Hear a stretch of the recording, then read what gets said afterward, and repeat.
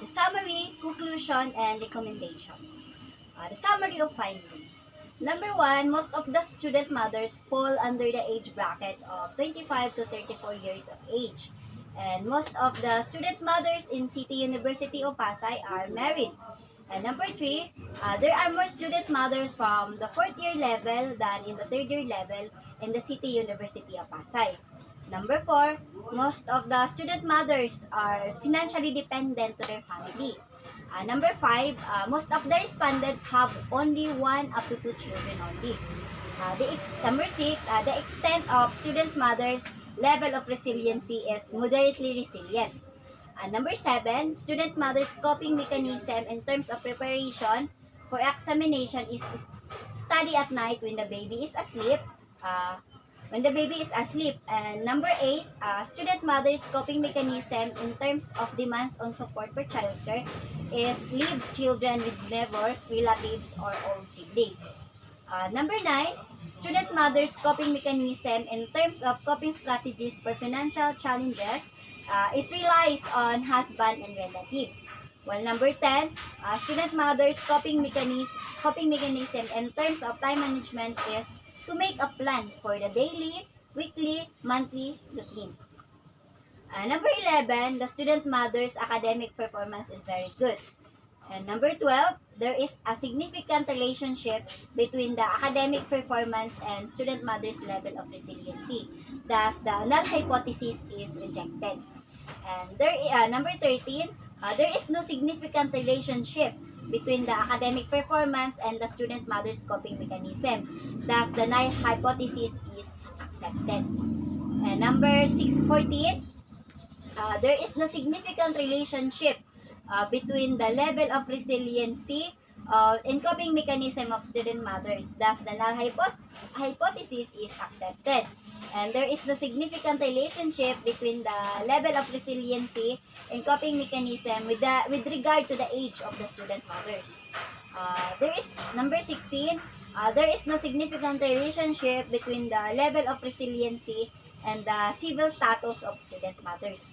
And number 17, there is no significant relationship between the coping mechanism and civil status of student mothers in terms of preparation for examination, coping strategies for financial challenges, and time management. Therefore, the null hypothesis is accepted. And number 18, there is a significant relationship between the coping mechanism and civil status of student mothers in terms of demands of support for childcare. Number 19, there is no significant relationship between the level of resiliency and coping mechanism with regard to the year level of the student mothers. And number 20, there are no significant relationship between the level of resiliency and coping mechanism with regard to the source of income of the student mothers. And number 21, there is no significant relationship between the level of resiliency and coping mechanism with regard to the number of children of student of mothers. Now, let's proceed to the recommendation.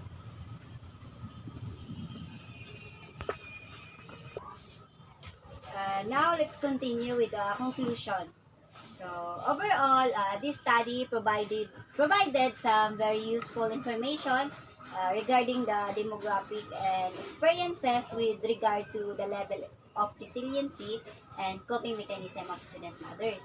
So, student mothers display a positive ability to cope with multiple stressors in life.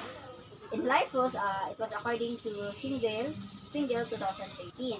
So, the result of the study shows that there is a significant relationship between the academic performance and the level of resiliency of student mothers.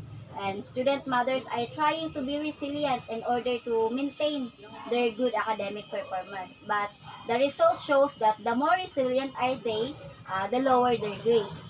To explain that, student mothers are more focused on building their resiliency in order to cope with the challenges they face in life, resulting to neglecting some of their responsibilities as a student.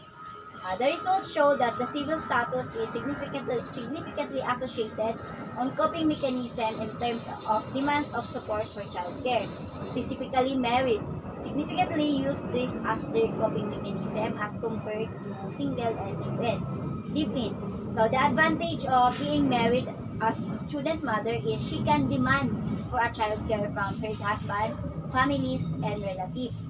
She can do this because she is legally married. Child care is expensive. Therefore, parents resort to family members catering for their children while in school.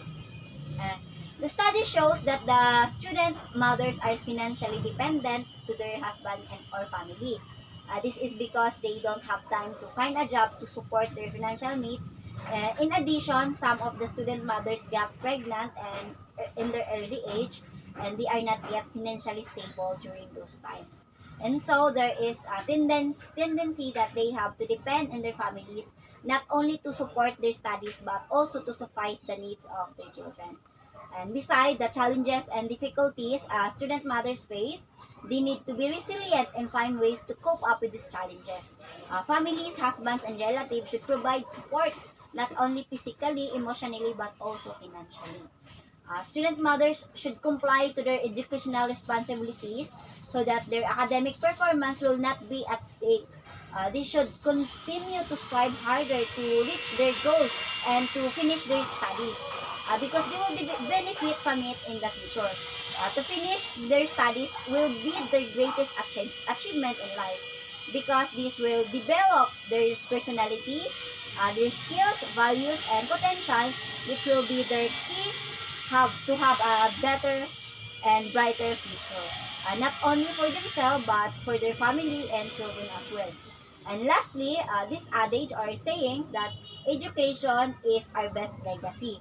They will be their greatest motivation to pursue and finish their studies. And now let's proceed to the recommendation. First is the number one, emotional support and motivation come from families, and so parents, husbands, and relatives should be the first motivation and support givers to student mothers. And the second recommendation, a family should voluntarily render their service and taking care of their children. And number three, family should also spare their financial assistance since student mothers doesn't have time and capability to find a good job because they have other priorities, specifically their educational responsibilities. And number four, school is the second home of the student. Therefore, school should understand the situation of the student mothers. And number five, schools and universities should provide scholarship for student mothers. And number six, schools and universities should offer flexible time schedule for student mothers.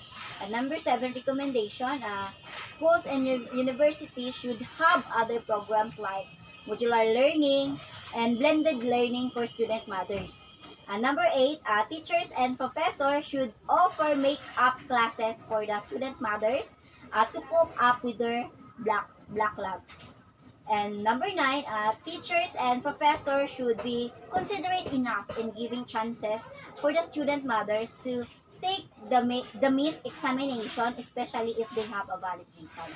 And number 10, higher education institutions should conduct a program or seminars to lift up the fighting spirit of the student mothers and to manage their time properly.